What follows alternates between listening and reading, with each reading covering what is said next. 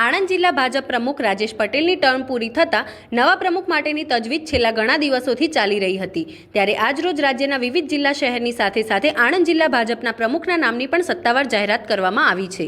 ભાજપના પૂર્વ પ્રદેશ પ્રમુખ જીતુ વાઘાણી આજરોજ બપોરના સમયે પ્રદેશમાંથી બંધ કવરમાં પ્રમુખનું નામ લઈને આણંદ જિલ્લા ભાજપ કાર્યાલય કમલમ ખાતે આવ્યા હતા। જીતુભાઈ વાઘાણીએ સૌપ્રથમ જિલ્લા ભાજપના હોદ્દેદારો તેમજ આગેવાનો સાથે બેઠક કરી હતી, જે બાદ આણંદ જિલ્લા ભાજપના નવા પ્રમુખ તરીકે સંજય પટેલના નામની જાહેરાત કરવામાં આવી હતી।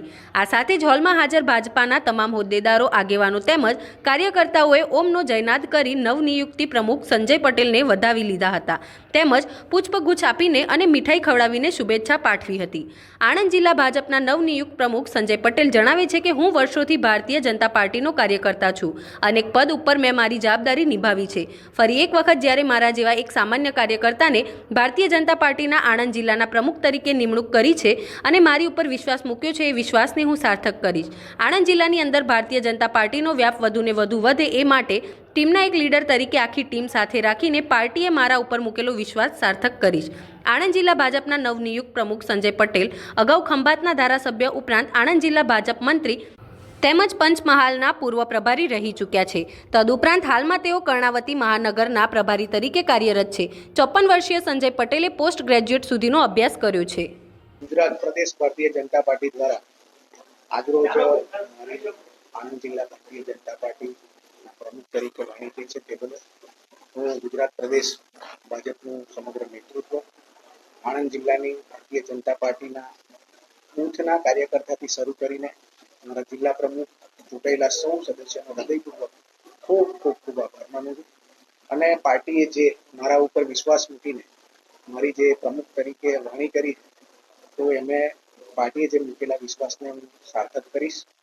અને આણંદ જિલ્લાની અંદર અત્યારે ભારતીય જનતા પાર્ટીનું કામ, લોકોનો વિશ્વાસ સંપાદન કરવાનું કામ સમગ્ર આણંદ જિલ્લાના બૂથ લેવલના કાર્યકર્તાથી શરૂ કરીને જિલ્લા કક્ષાના, પ્રદેશ કક્ષાના તમામ મહાનુભાવોએ પરિશ્રમની પરાકાષ્ઠા કરીને જે કર્યું છે એમાં ચોક્કસ અમે આગળ વધારીશું।